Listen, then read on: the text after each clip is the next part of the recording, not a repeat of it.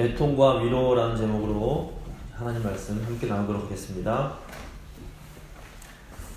예수님께서 산에 올라가셔서 해주셨던 설교인 산상수훈 중에서 팔복에 관한 내용을 저희가 지금 강의하고 있습니다.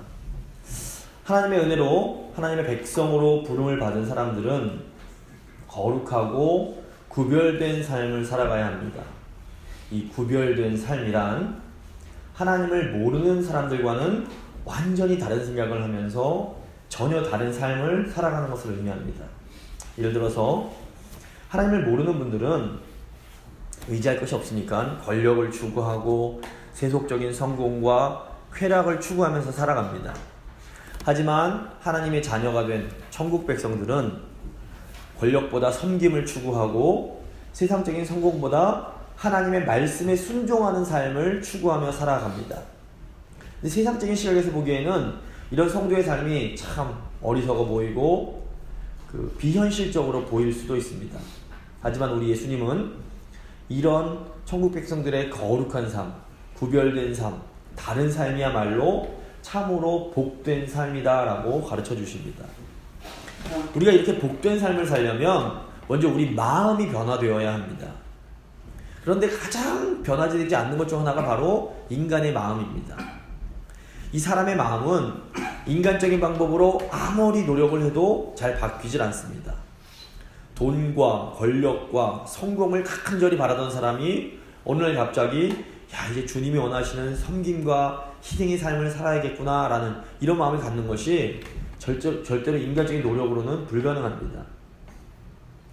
만약 우리 마음속에 내가 이제 정말 하나님 말씀에 순종하며 살고 싶다라는 마음이 드신다면 그것은 성령께서 우리의 마음을 감동시켜 주셨기 때문입니다. 사람들이 기적을 참 좋아합니다. 막 병 나는 걸 좋아하고 막 안 되는 일이 갑자기 되는 이런 걸 굉장히 좋아합니다.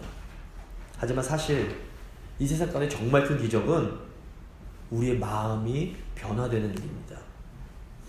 우리 마음의 변화에 있어서 매우 중요한 것이 바로 믿음입니다. 하나님의 말씀은 성령 안에서 우리의 마음을 감동시켜 주십니다. 이것이 바로 하나님께서 성도들에게 주시는 놀라운 은혜입니다. 믿음은 순종을 통해서 하나님이 우리에게 주시는 이 은혜를 받아들이는 것입니다. 성령께서 순종하고 싶은 마음을 주시면 즉시 믿음으로 순종해야 합니다.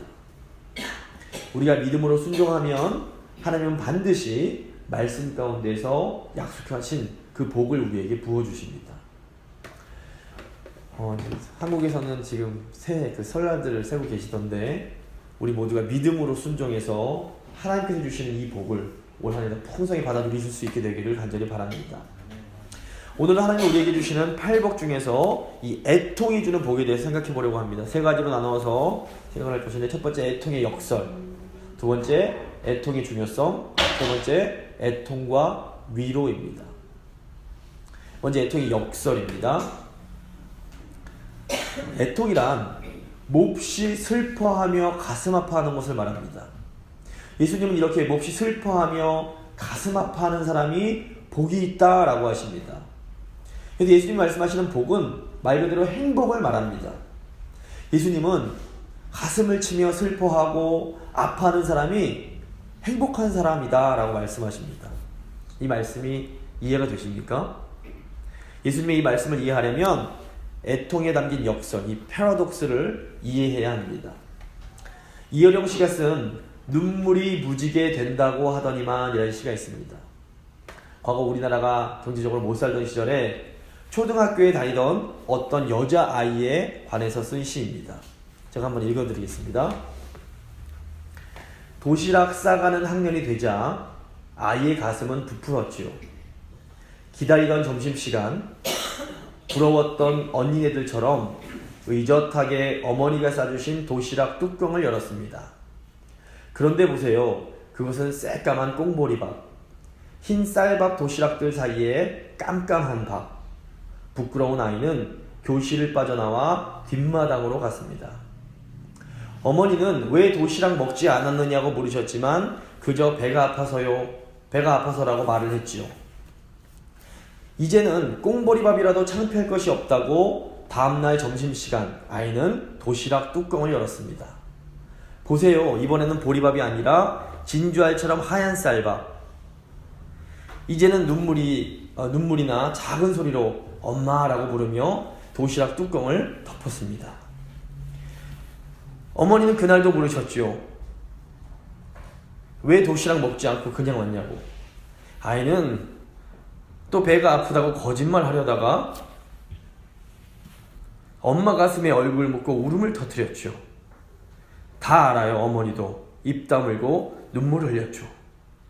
비가 와야 무지개 뜬다고 하더니만 눈물이 무지개 된다고 말하더니만 정말 먹지 못한 도시락을 사이에 두고 슬프고 슬픈데도 행복했어요. 아마 어머니는 보리밥 도시락을 먹지 않고 가져온 딸아이를 위해서 정말 힘들게 하얀 쌀밥을 마련하셨을 겁니다. 그런데 정작 이 아이는 어머니가 힘겹게 싸주신 그 하얀 쌀밥을 보는 순간 그 쌀밥을 먹지를 못합니다. 비록 가난 때문에 슬픔이 있었지만 이 가정에는 무지갯빛 행복이 있었을 것입니다. 사람들은 슬픔과 행복이 서로 반대되는 것이라고 생각들을 합니다. 하지만 사실 큰 슬픔 가운데 진정한 행복이 있을 수 있습니다. 지금은 과거보다 경제적으로 훨씬 더 부유해졌습니다. 하지만 이 시대 사람들이 과거보다 부유해졌다고 훨씬 더 큰 행복을 느끼고 있습니까? 우리는 우리를 정말로 행복하게 해주는 것이 무엇인지를 잘 생각해 볼 필요가 있습니다. 우리가 욕망하고 바라는 것들을 얻으면 우리가 정말로 행복해질 수 있을까요? 이 자본주의 시대를 살아가는 현대인들은 은연중에 돈을 많이 벌어서 원하는 것을 가질 수 있으면 행복해질 거라고 생각을 하곤 합니다. 그런데 우리가 원하는 만큼 돈을 벌어서 우리가 원하는 집을 사고 우리가 원하는 것들을 갖게 되면 정말 우리는 행복하고 만족해질 수 있을까요? 옷을 사면 하루가 즐겁고 차를 사면 한 달이 즐겁고 집을 사면 1년이 즐겁다는 말이 있습니다. 아무리 좋은 집을 산다고 해도 그 즐거움이 1년을 넘지 못합니다. 그리고 무슨 말입니까? 눈에 보이는 것들이 주는 기쁨은 결코 영원하지 못하며 우리에게 참된 행복을 주지 못합니다. 어쩌면 이 부유한 시대를 살아가는 현대인들이 더 행복해지기 위해서 필요한 것은 물질이 주는 즐거움이 아니라 애통과 슬픔일지 모릅니다. 오늘 많은 사람들이 이 슬픔의 중요성을 무시합니다. 사람들은 이 슬픔을 가급적 피해야 할 감정, 도망쳐야 할 감정이라고 생각을 합니다. 그런데 최근 심리학자들의 연구에 따르면 이 슬픔 안에는 우리를 회복시키는 놀라운 힘이 있습니다. 우리는 슬픔을 통해서 타인과 공감하고 그 공감을 통해 다른 사람들과 더 깊은 유대감을 갖게 됩니다. 또 슬픔이 주는 공감은 우리 안에 있는 다른 감정들도 더 풍성하게 만들어준다고 합니다. 슬픔을 겪은 후에 우리는 기쁨을 더 풍성하게 느낄 수 있습니다. 또 어려운 일이 있을 때 가족과 함께 느낀 슬픔은 가족 간의 사랑을 더 단단하게 만들어주기도 합니다. 사도 바울은 로마서 12장 15절에서 기뻐하는 자들과 함께 기뻐하고 우는 자들과 함께 울라라고 가르칩니다. 사실 슬픔이라는 감정도 하나님이 우리에게 허락하신 아주 중요한 선물입니다. 그러므로 슬퍼해야 할 때는 충분히 슬퍼해야 합니다. 가끔 이제 부부싸움을 하다 보면 아내들이 옛날 지난 얘기를 자꾸 끄집어내는 경우가 있습니다. 그럼 남편들은 아이고 그 얘기를 또 하는 거야 라고 하면서 화가 나곤 합니다. 이게 왜 그런 줄 아십니까? 과거에 경험했던 그 슬픈 일을 충분히 슬퍼하지 못했기 때문에 그 앙금이 마음속에 남아있기 때문입니다. 나중에 기회가 되면 이 일을 어떻게 해결해야 될지 제가 알려드리도록 하겠습니다. 사람들은 성령으로 충만하면 슬픔이 없어질 거라고 생각을 합니다. 그래서 종종 성령 충만한 상태가 온통 기쁨과 웃음으로 가득한 상태라고 생각을 합니다. 하지만 예수님은 성숙한 그리스도인, 성령 충만한 그리스도인의 삶이라고 해도 그 삶이 온통 기쁨과 웃음으로만 가득한 것은 아니며 도리어 그 삶에 많은 애통이 있다고 가르쳐 주십니다. 성경을 보시면 죄악된 세상의 모습을 바라보면서 애통하는 하나님의 사람들이 많이 나오는 것을 볼 수 있습니다. 사무엘상 15장 35절을 보시면 사무엘은 하나님의 명령을 받고 자신이 그 머리에 기름을 부어서 왕이 된 사울이 하나님께 불순종하여 타락한 모습을 보면서 눈물을 흘리면서 애통해야 합니다. 또 시편 119편 135절에서도 다윗은 하나님의 법을 지키지 않는 그런 사람들을 보면서 그들이 주의 법을 지키지 아니하므로 내 눈물이 시냇물같이 흐르나이다 라고 고백하며 애통합니다. 또 에스라 10장 6절을 보시면 학사 에스라도 포로로 사로잡혀갔던 하나님의 백성들이 포로에서 귀환한 후에도 여전히 죄악 가운데 사는 것을 보면서 애통하며 금식을 했고, 느헤미야 1장 4절에서 느헤미야도 예루살렘 성문이 불탔다는 소식을 듣고 애통하며 금식하는 장면이 나옵니다. 무엇보다 우리 예수님께서도 심판과 죽음을 눈앞에 두고서도 예수님을 영접하지 않고 회개하지 않는 그 예루살렘 성을 바라보시면서 슬픔에 눈물을 흘리셨습니다. 누가복음 6장 25절을 보시면 예수님은 화했을진저 지금 웃는 자여 라고 말씀하십니다. 예수님은 다른 사람들이 고통받고 있는 상황 속에서 그 고통을 외면한 채 웃고 있는 자들을 향해 저주를 말씀하십니다. 지금 우리가 살아가는 이 세상은 죄악으로 가득 차 있습니다. 하나님의 은혜로 하나님의 백성이 된 성도들은 이런 죄악된 세상 속에서 그냥 아무 일도 없는 것처럼 마냥 행복하게 웃으면서 지낼 수만은 없습니다. 우리는 죄악으로 가득 찬 이 세상을 바라보며 애통해야 합니다. 그리고 무엇보다 우리 안에 있는 죄와 우리 가족 또 우리 교회에 뿌리 내리고 있는 이 죄를 보면서 가슴 아파하며 애통할 수 있어야 합니다. 두 번째, 애통의 중요성입니다. 그렇다면 왜 우리에게 애통이 중요할까요? 우리가 애통할 때에 하나님이 우리에게 주시는 위로를 받을 수 있기 때문입니다. 지난주에 영적인 가난이 우리에게 하나님의 필요함을 깨닫게 해주고 천국을 소유하게 해줄 수 있다고 말씀을 드렸습니다. 네, 애통은 여기서 한 걸음 더 나아가서 우리가 하나님이 주시는 위로를 받으며 살 수 있게 해줍니다.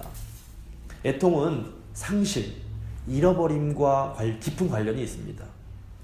우리는 우리가 소중하게 여기는 것을 잃어버릴 때 큰 슬픔을 느끼며 애통합니다. 민수기 14장 39절을 보시면 출애굽한 이스라엘 백성들이 애통하는 장면이 나옵니다. 이스라엘 백성들이 애통을 했던 것은 그들이 간절히 기대했던 그 기대가 와르르 무너져 내렸기 때문이었습니다. 민수기 13장에서 모세는 이스라엘 지파별로 12명을 뽑아서 가나안 땅으로 정탐을 보냅니다. 가나안 땅을 정탐하고 돌아온 사람들 중에서 여호수아와 갈렙을 제외한 10명은 부정적인 보고를 합니다. 저희가 가서 왔더니 그 땅이 참 좋기는 하지만 그 땅에 살고 있는 아낙 자손이 너무 크고 강해서 그 땅을 우리는 취할 수가 없습니다 라고 이렇게 믿음 없는 보고를 했던 것입니다. 그런데 출급한 이스라엘 백성들이 이 10명의 부정적인 보고를 받아들이고 모세와 아론을 원망합니다. 결국 하나님께서 그들의 불신앙을 보시고 크게 노하시면서 여호수아와 갈렙을 제외한 출애굽 1세대는 약속의 땅에 들어가지 못할 거라고 말씀을 하십니다. 모세가 이 말을 사람들에게 전하자 사람들이 크게 슬퍼하며 애통하게 됩니다.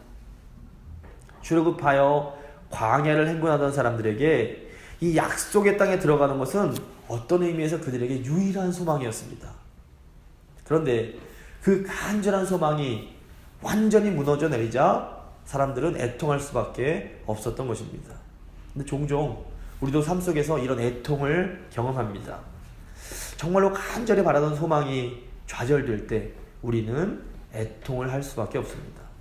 그런데 예수님은 바로 우리가 이런 애통으로 인해서 하나님이 우리에게 주시는 위로를 받게 될 거다라고 말씀하십니다. 우리가 경험하는 애통은 보통 죽음과 관련이 있습니다. 성경에도 죽음 때문에 애통하는 장면이 굉장히 많이 나옵니다. 창세기 23장에서 아브라함은 아내 사라의 죽음 앞에서 애통합니다. 창세기 37장에서 야곱은 사랑하는 아들 요셉이 죽었다는 소식을 전해 듣고 크게 애통합니다. 창세기 50장에서는 많은 사람들이 야곱의 죽음을 애통합니다. 사무엘하 13장과 19장에서 다윗 왕은 자기의 아들들인 암논과 압살롬이 죽었다는 소식을 듣고 애통합니다. 어제 강도사님과 잠깐 대화를 나누면서 장로님의 그 자제분들이 사랑하는 할머니가 돌아가셨을 때 크게 애통했다는 그런 제가 이 말씀을 들었습니다. 저도 외할머니 밑에서 어린 시절에 자라났습니다. 외할머니가 돌아가셨을 때 제 나이가 20대 후반이었음에도 불구하고 엉엉 소리를 내면서 아주 크게 울었던 기억이 제게 있습니다. 의학이 아무리 발전했다고 해도 또 앞으로 아무리 발전한다고 해도 죽음은 여전히 우리 곁에 있습니다. 죽음은 모든 인간이 절대로 극복할 수 없는 인간의 실존입니다. 사실 죽는다는 것 자체보다 더 우리를 슬프게 하는 것은 죽음으로 인해 사랑하는 사람들과 이별해야만 하는 것입니다. 저희 셋째 아이가 5살 때쯤 그 부분쯤에 저에게 이렇게 물었습니다. 아빠, 내가 아빠가 되면 아빠는 그때 어떻게 돼요? 저는 그럼 아빠는 할아버지가 되지? 라고 대답을 했습니다. 그러자 아이가 그럼 내가 할아버지가 되면 아빠는 그때 어떻게 돼요? 라고 물었습니다. 저는 갑자기 어떻게 대답해줘야 될지 몰라서 잠시 기다리다가 이렇게 대답을 해주었습니다. 그때 아빠는 죽어서 하나님 곁에서 우석이를 기다리고 있을 거야. 아이는 그 순간 갑자기 이별을 생각했는지 눈에 눈물이 그렁그렁해졌습니다. 저는 그 순간 두 가지를 생각했습니다. 우선 한 가지는 내게 천국의 소망이 있어서 사랑하는 아이를 다시 볼 수 있다는 사실이 참 감사했습니다. 하지만 동시에 그럼에도 불구하고 언젠가는 이 사랑하는 아이들과 이별해야 하는 시간이 올 수밖에 없다는 사실이 참 가슴이 아팠습니다. 왜 사랑하는 사람들과 우리는 가슴 아픈 이별을 경험해야만 하는 것일까요? 성경은 이 모든 슬픔이 인간의 죄 때문이라고 가르칩니다. 창세기를 보면 하나님은 자기 형상대로 인간을 창조해 주시고 인간을 하나님 안에서 안식하게 하십니다. 인간은 본래 하나님께서 주신 그 동산에서 하나님이 주신 영생을 누리며 살 수 있었습니다. 그런데 인간이 하나님께 불순종하는 죄를 지어 생명의 근원이신 하나님으로부터 떨어져 나오게 되었고 결국 하나님께서 주셨던 그 영생을 잃어버리게 되었습니다. 그런데 본래 영생을 누리던 인간은 타락한 후에도 여전히 영생을 욕망합니다. 20세기의 가장 위대한 기독교 작가라는 평가를 받는 C.S. 루이스는 인간에게 영원한 삶에 대한 욕망이 있는 것은 실제로 영원한 삶이 존재하기 때문이다 라는 말을 합니다. 이 루이스에 따르면 어떤 피조물이 태어날 때부터 어떤 욕구를 가지고 있는 것은 그 욕구를 채워줄 무언가가 존재하기 때문입니다. 예를 들어서 어린아이에게 배고픔이라는 욕구가 존재하는 것은 배고픔을 채워줄 수 있는 음식이 존재하기 때문입니다. 또 새끼 오리에게 헤엄치고 싶은 욕구가 본능적으로 있는데 이것은 헤엄칠 수 있는 물이 존재하기 때문입니다.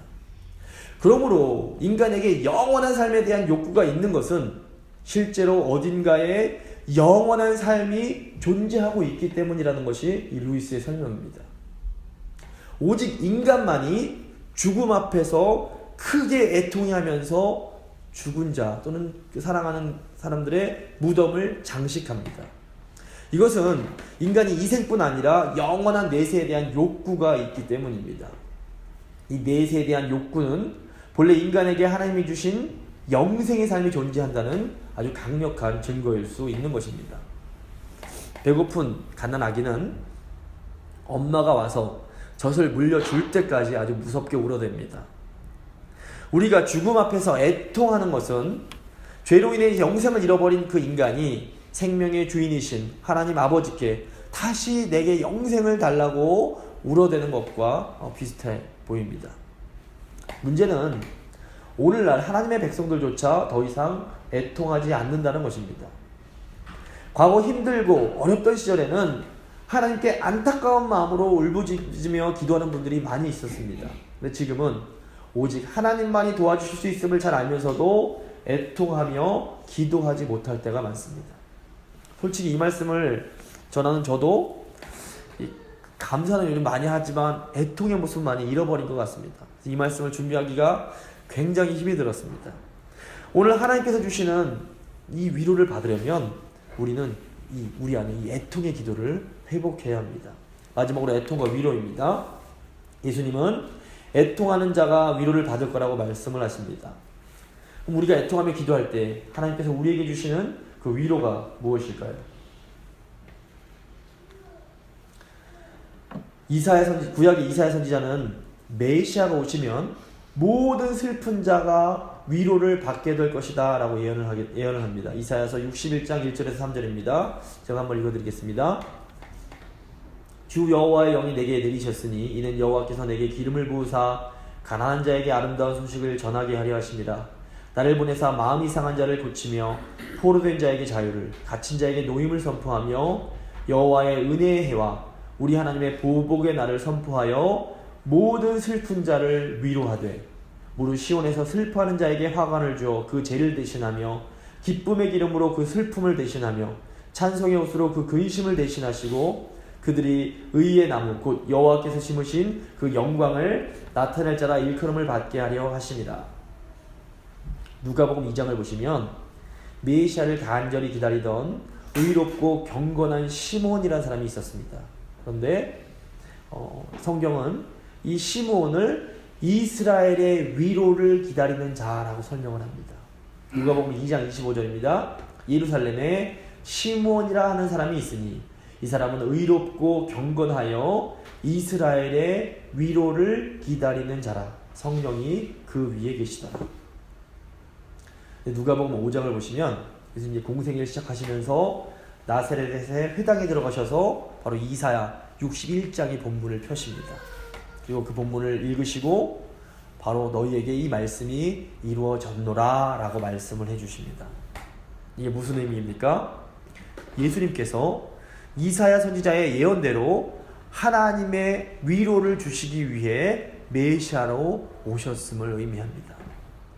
실제로 예수 그리스도는 이 땅에 오셔서 우리의 상처를 치료하시고 십자가에 달려 죽으심으로 죄 용서를 통해 우리의 영혼을 평온케 해주셨습니다. 우리가 애통할 때 받는 위로는 바로 우리를 위해 오신 예수님께서 주시는 이 위로입니다. 오랜 기대가 무너질 때 우리는 좌절하게 되고 이로 인해 마음에 상처가 생깁니다. 우리가 이 상처 때문에 애통해하면 예수님은 성령 안에서 말씀을 통해 상한 마음을 고치시고 놀라운 위로를 허락해 주십니다. 또 우리가 우리의 삶을 파괴하는 죄들을 바라보면서 안타깝게 눈물을 흘릴 때 우리는 주님으로부터 죄 용서의 위로와 죄를 이기는 새로운 힘을 공급받게 됩니다. 성도는 성령 안에서 말씀을 통해 주시는 하나님의 이 위로를 받으며 살아가는 사람들입니다. 그런데 이 위로는 오직 우리가 애통할 때에만 받을 수 있습니다. 하나님께서 주시는 위로를 경험하려면 우리는 애통의 기도를 회복해야 합니다. 하나님의 백성들에게 가난이 놀라운 복이 되었던 것처럼 애통 역시 우리에게는 놀라운 복이 됩니다.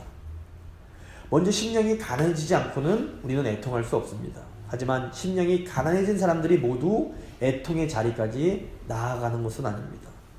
우리가 애통하려면 우리에게는 하나님께서 주시는 은혜가 필요합니다. 그렇다면 하나님께서 주시는 이 위로를 우리가 받기 위해서 우리는 무엇을 애통해야 할까요? 우선 우리는 우리 안에 있는 죄를 보며 애통해야 합니다. 우리 안에 저마다 깊이 뿌리 내리고 있는 잘 끊지 못하는 못된 죄의 습관이 있을 수 있습니다. 근데 이 죄의 습관이 끊어지질 않으면 하나님께서 우리에게 복을 내려주시고 싶으셔도 주실 수가 없습니다. 왜냐하면 우리의 죄가 올무가 되어서 하나님께서 우리에게 주신 복을 저주로 자꾸 바꾸기 때문입니다.